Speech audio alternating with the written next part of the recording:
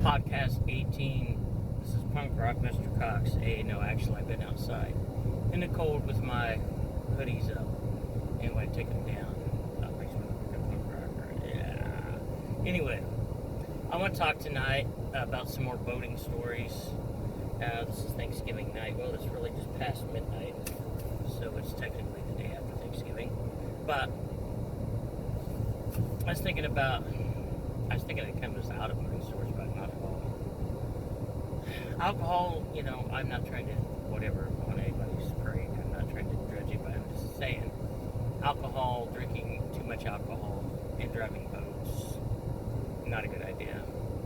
As of course the police can point out, but there's it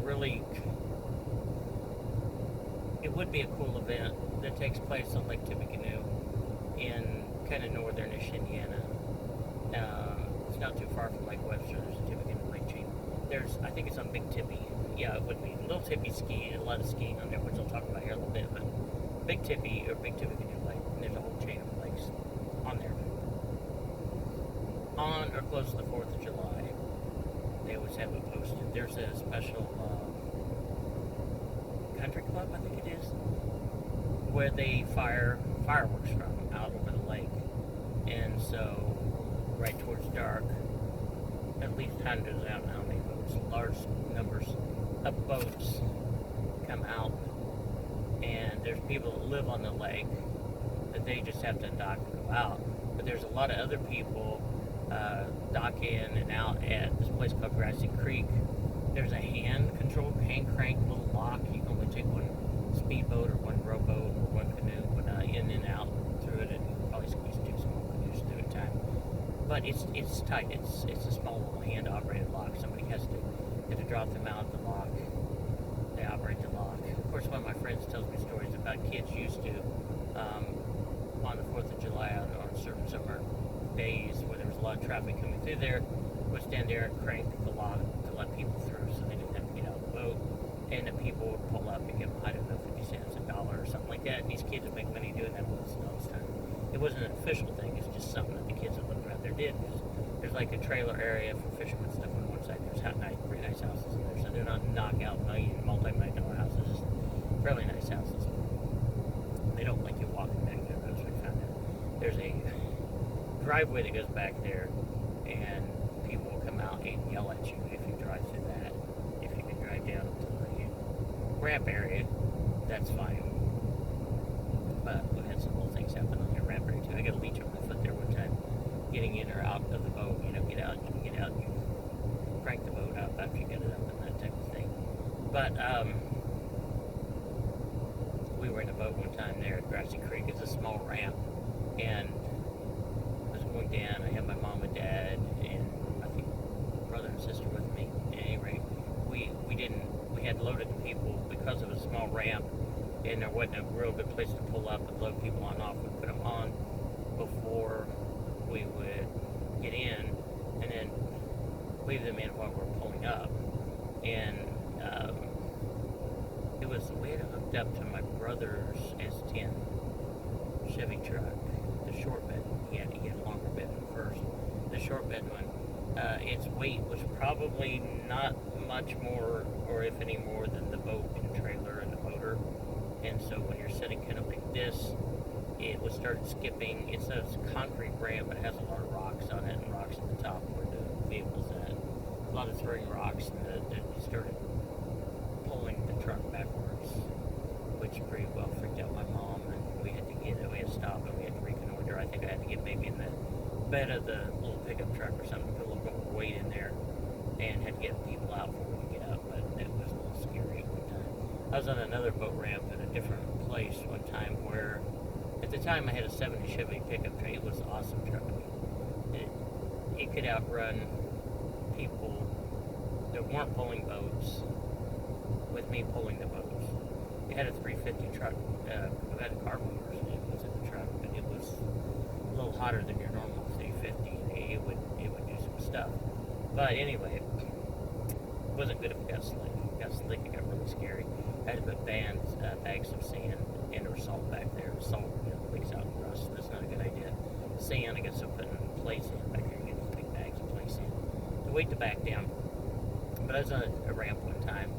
I think it didn't have any placing because it was summer, and there was a lot of algae and moss built up there on the ramp, and the boat or the motor truck, a 350 with 4-barrel dual exhaust, would pull the boat right up out there, but it started sliding on that slick area, and it was pulling the whole boat back, and the back tires were getting in the water, and that was kind of scary. We had to reconnoiter until we could get off of the slick part. There's some rabbit trails. So you unload at Grassy Creek, you go down this. The speed control, because it's a natural habitat area. Sometimes people go flying back through there. No wake, no wash. You're not supposed to have any movement coming off the boat, disturbing the plants and wildlife that's back there. A lot of lily pads and reeds and waterfowl and things, but there's some endangered waterfowl. And so sometimes people go flying through there, especially after they had too much to drink. And sometimes conservation officers or sheriff's department will be sitting back there, and sometimes they're not really bayous, but kind of little bayou areas back in there, and they'll come flying out and arrest them. But it was okay going in, so we get out there. I know my friend's boat is kindness to mine. We get out there, park it, and the boat kept immaculate, real nice condition. And these people that were drunk watching the fireworks, we had a hard time watching the fireworks very well. It was a good fireworks show, but these people, you got to keep controlling your boat, because if you don't have an anchor, most people don't anchor at night out there.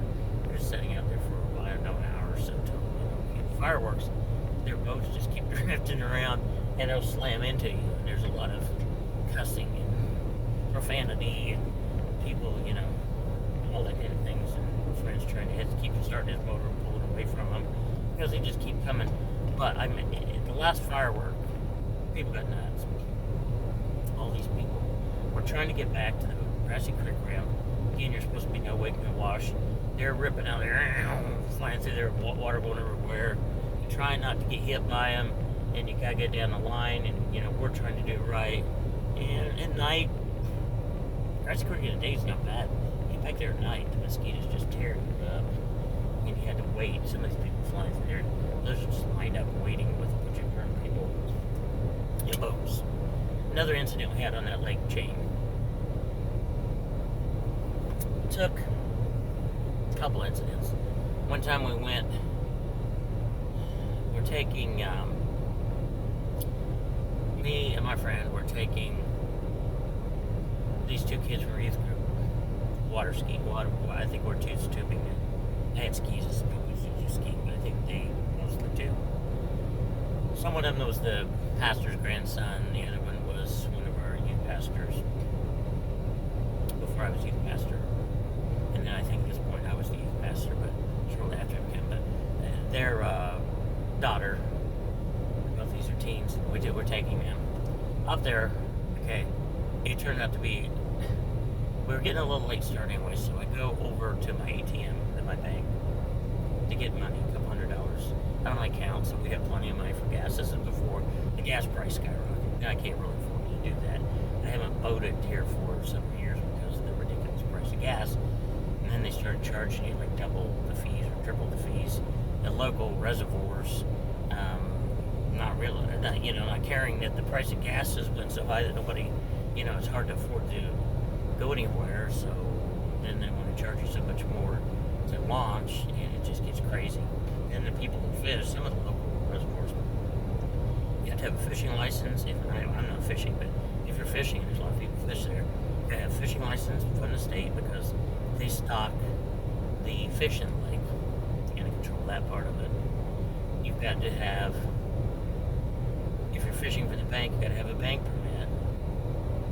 Pay the city to fish the bank to catch the fish that the state has already paid to raise and stock with your tax money and cigarette taxes, by the way. And then, which is a whole other thing.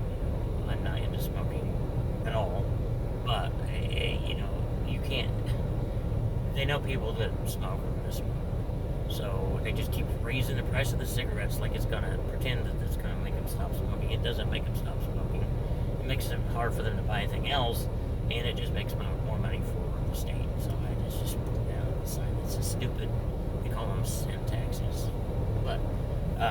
thing with alcohol. It doesn't make people quit drinking. It just, they spend more money for the taxes. The state makes more money. Crazy, isn't it? And they do that with gambling. Before they wouldn't do it because they know some people get addicted to gambling. Some people can do a little bit of it and seem to be fine. Other people can't control themselves, and they just get the money off of it. Some people get rich off of it. Majority of people, it's just like paying another tax. So all this tax money is going to do. So anyway, I try to stay non-political in these videos, but that kind of goes without saying. So the state gets all this money off cigarette taxes, maybe alcohol taxes. I know they get a bunch of cigarette taxes off fishing. Anyway, and then they sell fishing license on top of it. Then you got to get your bank permits from the city. You got to get a launch permit from the city. And so for somebody to go fishing there, it's insanely expensive. For somebody to go boating there, it's expensive enough. So we quit going anywhere, pretty much. And I parked my boat for the last few years. Need to get it out, fix it up, get the motor, make sure everything's working, and we got a little hole in the bottom of my boat. I got to get welded somewhere, and all that kind of thing. Can't take it to aluminum welder because they have aluminum. We bought a 16-foot boat, so it's a classic, like it's a 77 Starcraft. We lost the name of it from it. It was a 70 horse Johnson boat, and I always, when I go, that boat's cool. It's, we haven't seen one of those since we were kids, etc. So I don't know I think it's probably for the antique club. It's real close to the line anyway. But anyway, still got it, just can't use it right now. We were taking it and this boy and his girl, my friend, were taking, so you got 2 adults, you're taking his kids and watching. We're gonna take them tubing. We get to the ATM. I didn't realize how close it was to closing time for the bank. It sent out slip and said that it gave me, it was $100 or $200. What I think it was $100, and no money came out. So I had no money. It ripped me off. I had no money to go boating with. I got these kids, my friend, were all going boating. Oh my lands! I go to go in the bank, inside part, to ask them, what happened to check and see if I get my money. They're like, the woman's coming out, locks the door, they're leaving. He said, we're sorry, we're closed, we can't help you. It was 5 o'clock. It's like, which is pretty late to be going north, but it was in the summer. It didn't get dark till like 11 or something at this point. So, no money. She said, hold on to the receipt, bring it back Monday. I'm like, that's going to help me now, and you'll get your money back. Because obviously, it says you got paid, you didn't. It can check, and if no money was suspense. I did get my money back, I think in 2 or 3 weeks or something like that. I think maybe 2.5 weeks. So I'm glad I wasn't starving or something, what they're actually, but I did get the money back.